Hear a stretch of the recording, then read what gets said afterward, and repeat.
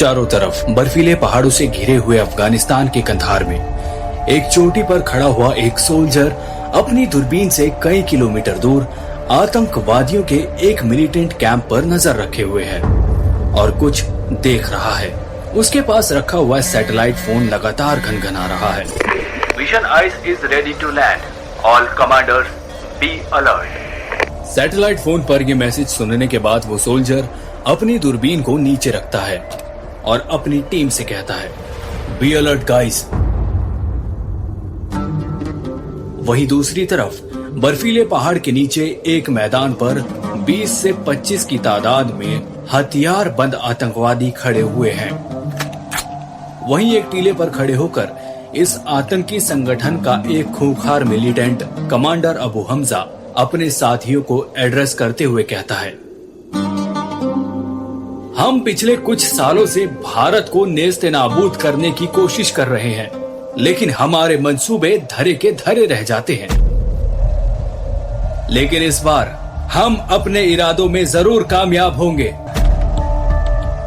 अपने कमांडर की बात सुनकर पहला मिलिटेंट सहमति जताते हुए कहता है, जनाब, हमारी नीयत साफ है और हमारे मंसूबे जरूर कामयाबी चूमेंगे। फिर तो धीरे धीरे सारा हिंदुस्तान हमारी मुट्ठी में होगा। पहले मिलिटेंट की बात सुनकर कमांडर अबू हमजा जवाब देता है, मैंने बहुत बार सोचा मेरे भाई, लेकिन इस बार तो तय कर लिया है, पक्का करके ही रहूंगा।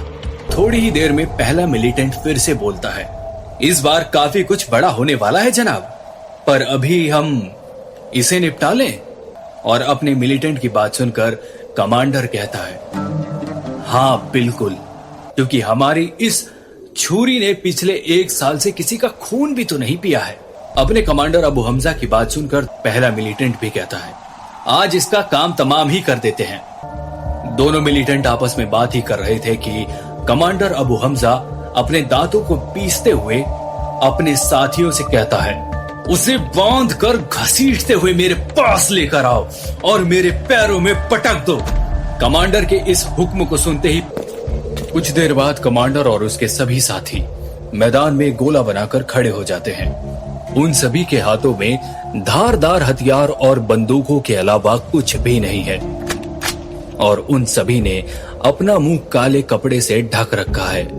उधर गुफा से लगभग 30 साल की एक लड़की, जिसकी हालत अधमरी सी हो गई है, उसकी आंखों पर काली पट्टी बंधी हुई है और उसे बालों से पकड़कर घसीटते हुए कमांडर के पैरों के पास लाकर गिरा दिया जाता है। यह लड़की सोफिया यूसुफ है, जो कि दरअसल हिंदुस्तान की एक वॉर रिपोर्टर है, जो करीब 1 साल पहले अफगानिस्तान में रिपोर्टिंग के लिए आई थी और कुछ ही दिनों बाद उसे एक मिलिटेंट ग्रुप द्वारा बंदी बना लिया गया था। थोड़ी देर रुककर कमांडर अपनी आंखों को सोफिया की आंखों में डालकर घूर कर बोलता है, कितना दर्द सहोगी और कितनी मार खाओगी। चलो आज हम तुम पर रहम करते हैं और तुम्हारी जान को तुमसे जुदा कर देते हैं। कमांडर अबू हमजा की ये बात सुनकर सोफिया लगभग बेहोशी की हालत में कमांडर की तरफ काली पट्टी के अंदर से देखने की कोशिश करती है और कुछ देर शांत रहने के बाद सुकून से मुस्कुराती है और फिर कमांडर के मुंह पर थूक देती है। सोफिया की इस हरकत से कमांडर के सर पर खून सवार हो जाता है और वो उसी वक्त सोफिया के मुंह पर थप्पड़ जड़ने लगता है और करीब 2 मिनट तक उसे मारने के बाद कमांडर हाफते हुए पास की एक चट्टान पर बैठ जाता है और सोफिया बोलती है, कमांडर, बस 3 मिनट बचे हैं तुम्हारे पास और मारना है तो मार लो, क्योंकि कहते हैं मरने वाले की आखिरी इच्छा जरूर पूरी करनी चाहिए।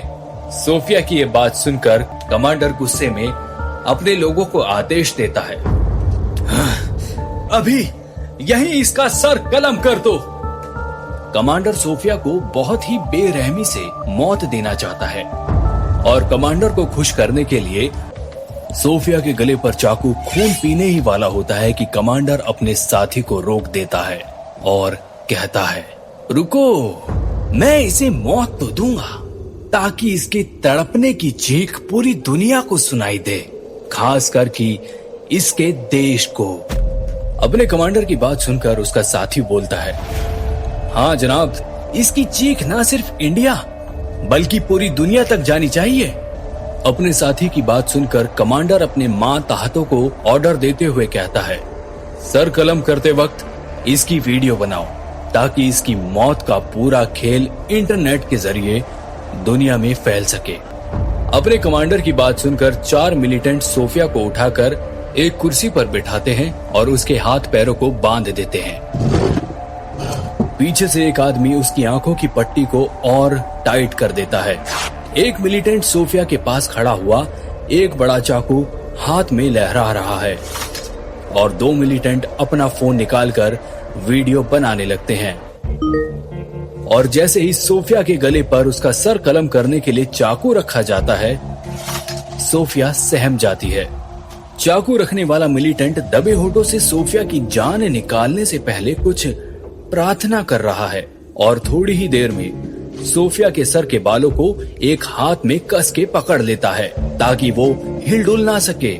और जैसे ही वो सोफिया का गला रेतने वाला होता है, तभी मिलिटेंट के ग्रुप में एक गोली हवा को चीरती हुई सीधा मिलिटेंट कमांडर अबू हमजा के सर में घुसकर बैठ जाती है और उसका भेजा चारों ओर हवा में बिखर जाता है। और इससे पहले कि कोई कुछ समझ पाता, मिलिटेंट्स के पूरे ग्रुप के ऊपर ताबड़तोड़ गोलियों की बारिश होने लगती है, मानो के जैसे एक एक गोली खून की प्यासी हो। स्थिति बिल्कुल भयावह हो जाती है और हर एक गोली एक एक आतंकी को मौत की नींद सुला रही है। थोड़ी ही देर में एक हेलीकॉप्टर कैंप के ऊपर मंडराने लगता है और आसमान से भी गोलियों की बौछार होने लगती है। और देखते ही देखते मिलिटेंट कमांडर के साथ उसके बाकी सारे साथी भी मौत की आगोश में चले गए। इतनी गोलियां चलने के बाद वहां का आसमान मिट्टी धूल से कुछ यूं मिला मानो कह रहा हो, आज हम आजाद हुए। और कुछ देर बाद जब धूल जमीन पर बैठ गई, तब दिखाई देता है कि उस ग्रुप का एक आतंकी वहीं खड़ा था। उसने अपने मुंह पर बंधे कपड़े को खोलकर हवा में उड़ा दिया और सीधे सोफिया के पास गया और उसे बंधन से मुक्त करता है। उसकी आंख की पट्टी को खोलता है, पास ही रखे एक पानी की बोतल से उसे पानी पिलाता है।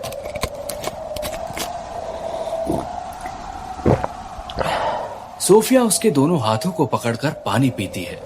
ये है हमारी कहानी का हीरो सूरज, जो 1 साल से बंधक जर्नलिस्ट सोफिया यूसुफ को रेस्क्यू करवाने के लिए अंडरकवर ऑपरेशन पर है।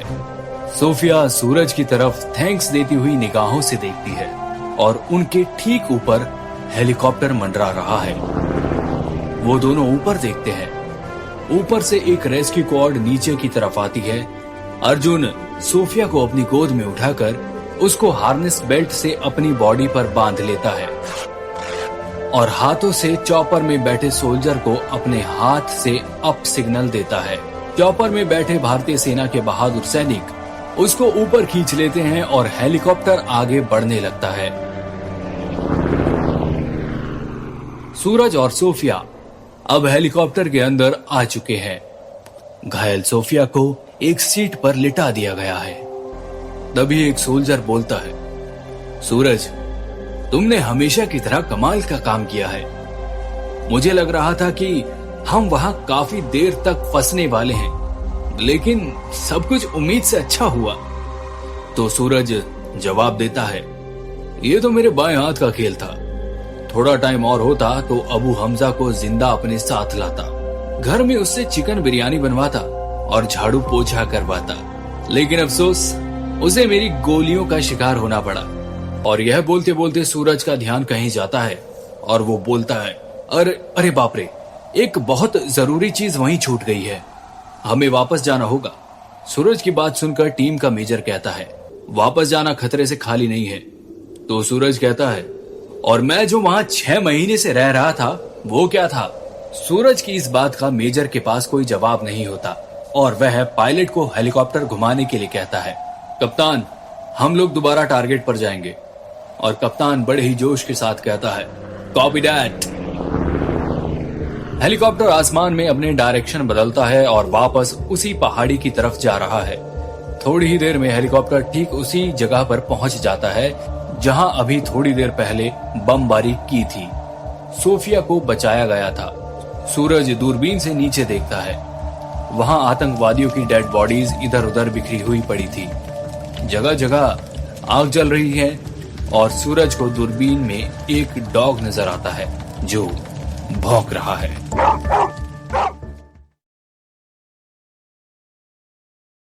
सोचते रात हो गई।